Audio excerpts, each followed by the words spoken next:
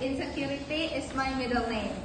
Kalau bila diterjemahkan dalam bahasa Indonesia, insecure adalah nama tengahku. Nah, buku ini tuh ditulis oleh Alfi Syahrin dan diterbitkan oleh penerbit Alfi Ardi Publishing. Nah, buku ini tuh tebalnya yaitu 264 halaman. Nah, di dalam buku ini tuh mengajarkan kita dan membantu kita tuh untuk berdamai dengan insecurity yang kita punya. Jadi di dalam buku ini terdapat 5 bab dan juga 45 poin jika kita totalkan. Nah, 5 bab ini, bab yang pertama itu berjudul penampilan yang kurang menarik. Baru yang kedua itu berjudul masa depan yang buram. Bab yang ketiga itu berjudul jauh tertinggal dari teman-temanku. Bab yang keempat berjudul I hate myself. Dan bab kelima berjudul berdamai dengan insecurity. Nah, saya akan masuk pada bab yang pertama, yaitu penampilan yang kurang menarik. Nah, di bab yang tersebut itu membahas bahwa kita tuh pasti pernah berpikir bahwa sebenarnya good looking itu adalah segalanya. Yang dinilai dari orang tuh mulai good lookingnya aja gitu loh. Padahal sebenarnya banyak cara, banyak berbagai hal yang bisa membuat kita tuh merasa dihargai, merasa dihormati, bukan cuma hanya good looking aja. Jadi di dalam buku ini tuh ada kata-kata, you don't have to be beautiful, you can be educated, you can be talented, or you can be anything, and it's in some ways it's still beautiful. Jadi maksudnya itu kita tuh bisa menjadi seseorang yang berpendidikan, menginspirasi, berbakat, atau apapun itu, karena itu tuh tetap terlihat cantik. Nah, tapi mungkin sebenarnya selama kita berinteraksi dengan orang-orang baru, kita akan bertemu dengan mereka, yaitu orang-orang baru, pasti kita takut akan penilaian orang-orang tersebut. Bisa jadi ada orang-orang yang menilai kita mungkin buruk, misalnya, ih kok kamu tubuhnya begini sih, ih kok kamu mukanya begini sih. Nah, kita tuh cenderung mungkin menilai itu sebagai, jadi kita tuh sebagai beban gitu loh. Jadi kita merasa insecure pada diri kita sendiri. Padahal bisa saja penilaian tersebut kita jadikan sebagai motivasi kita untuk memperbaiki diri kita. Misalnya kita mulai berolahraga secara teratur, makan makanannya sehat, ataupun menggunakan skincare untuk memperbaiki kulit kita. Jadi karena sebenarnya semua orang tuh bukan, nggak semua orang berpikiran sedangkal itu, nggak semua manusia berpikiran sedangkal itu, karena pasti ada aja orang yang mau menerima kita apa adanya. Mungkin nggak hanya dari good looking kita, mungkin dari kepribadian kita, ataupun apa yang mereka kagumi dari diri kita. Jadi kita tidak boleh terpaku akan validasi orang lain, seperti itu. Selanjutnya yaitu bab yang kedua. Bab yang kedua ini berjudul masa depan yang buram.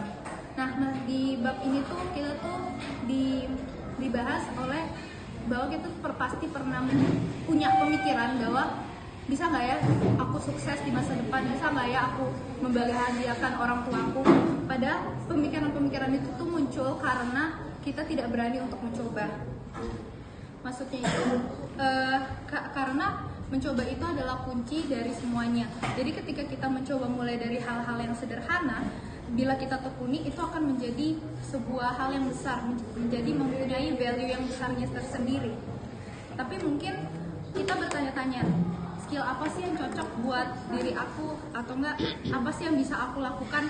Nah, jawabannya udah pasti kita nggak tahu karena kita tidak berani untuk mencobanya. Kita harus seenggaknya tuh mencoba semua yang kita bisa. Dan ketika kita menemukan yang cocok dengan diri kita, kita bisa mencapai ataupun mempunyai mimpi yang besar. Tetapi mimpi yang besar itu jangan hanya terpaku pada mimpi yang besar itu, jangan terlalu fokus pada mimpi besar itu. Ada mimpi-mimpi kecil yang membantu kita untuk mencapai mimpi-mimpi besar tersebut. Karena dalam perjalanan hidup kita untuk mencapai mimpi besar itu pasti ada aja tantangan, konsekuensi yang akan kita hadapi nantinya. Jadi apapun pilihan kita hanya akan punya dua pilihan.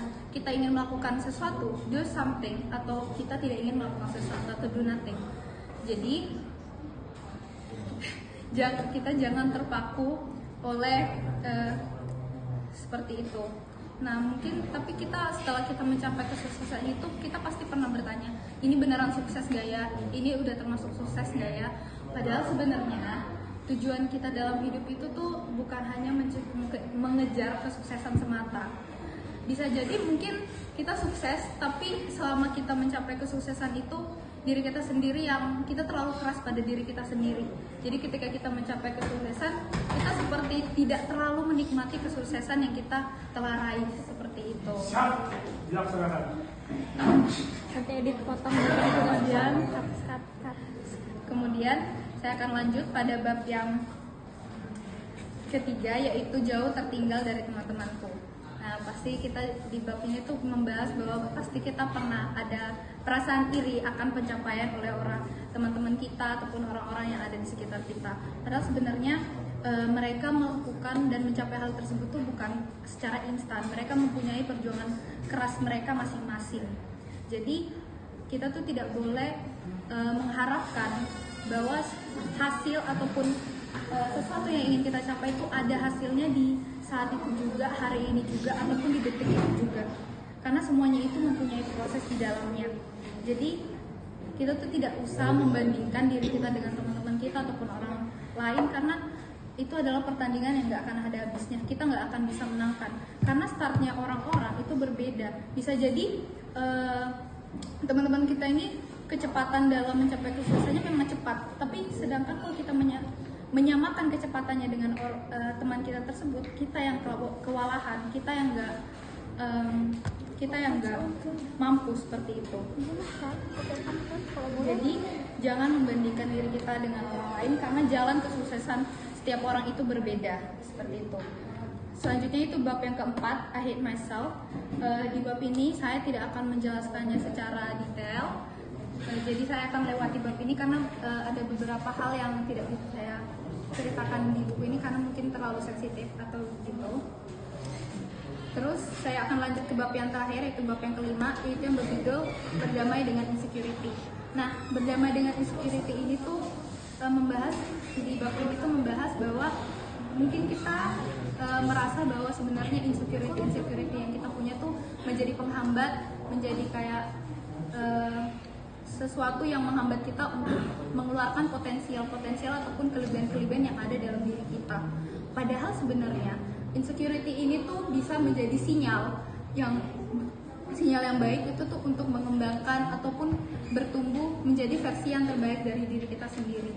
Jadi jangan menjadikan insecurity ini tuh sebagai penghambat untuk kita untuk kita terus berkembang, untuk kita terus bertumbuh, dan tidak untuk menyerah seperti itu.